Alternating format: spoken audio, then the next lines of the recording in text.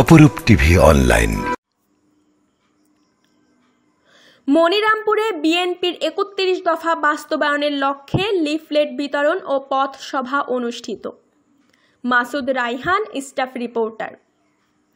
সংবিধান ও রাষ্ট্র ব্যবস্থার গণতান্ত্রিক সংস্কার, অর্থনৈতিক মুক্তির লক্ষ্যে প্রণীত রাষ্ট্র কাঠামো মেরামতের রূপরেখা বিএনপির ৩১ দফা বাস্তবায়নের লক্ষ্যে বাংলাদেশ জাতীয়তাবাদী দল বিএনপির মনিরামপুর উপজেলার দুর্বাডাঙ্গা ইউনিয়ন শাখা ২৪ সেপ্টেম্বর বিকেলে ইউনিয়ন ব্যাপী সকল বাজারে লিফটে বিতরণ ও পথ সভা করে।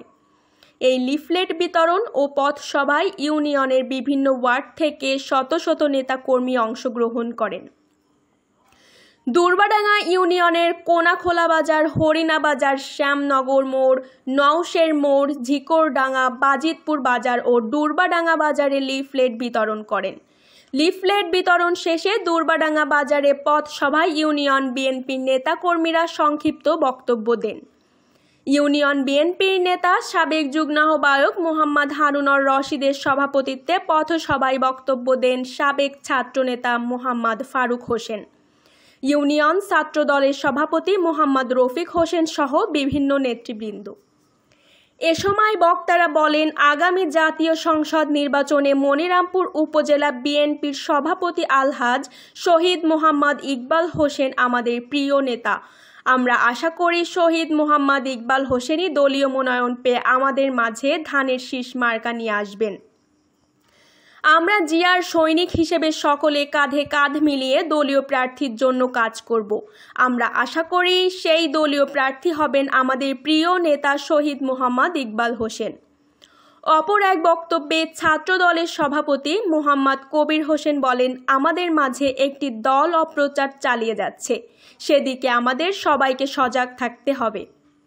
সভাপতির বক্তব্যে মোহাম্মদ হারুনর রশিদ বলেন, আমরা কোনো প্রতিহিংসার রাজনীতি করব না। আমাদের প্রতিদ্বন্দ্বী দল আছে, তবে কাউকে প্রতিপক্ষ বানাতে চাই না। আমরা ভালোবাসা দিয়ে সাধারণ মানুষের মন জয় করতে চাই, যাতে করে মানুষ ভালোবেসে ধানের শীষে ভোট দেয়। তিনি আরও বলেন, শারদীয় দুর্গাপুজো উপলক্ষে আমাদের ইউনিয়নের সকল বিএনপির নেতাকর্মীরা আমাদের হিন্দু ভাইদের ধর্মীয় অনুষ্ঠানে যেন কোনো রকম সমস্যা সৃষ্টি না করতে পারে, কুচক্রী মহল আমাদের সকলকে সেদিকে সজাগ থাকতে হবে। সবশেষে হারুনুর রশিদ উপস্থিত শত শত জনতাকে আগামী সংসদ নির্বাচনে ধানের শীষ মার্কায় থাকলে আমার নেতা, আমাদের নেতা 14 নম্বরের নেতা, মা মাটি ও মানুষের নেতা শহীদ মোহাম্মদ ইকবাল হোসেন ধানের শীষ প্রতীক নিয়ে আপনাদের সামনে ভোট চাইতে আসবেন এবং আমরা সমবেতভাবে সকলকে নিয়ে আমরা এই প্রিয় নেতার হাতকে শক্তিশালী করব। পর থেকে এই পর্যন্ত এই দেশ তত্ত্বাবধায়ক সরকারের আন্ডারে পরিচালিত হচ্ছে। এখানে কোনো নির্বাচিত সরকার নেই। বাংলাদেশে আজকে কোনো নির্বাচিত সরকার নেই। আগামী ফেব্রুয়ারি মাসে হয়তো নির্বাচন হতে পারে, সেক্ষেত্রে বিভিন্ন দল অংশগ্রহণ করবে। তারই ধারাবাহিকতায় বিএনপি এই আগামী নির্বাচনের একটা সর্ববৃহৎ দল।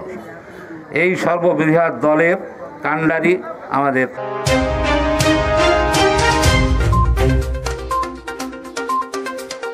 অপরূপ টিভি অনলাইন।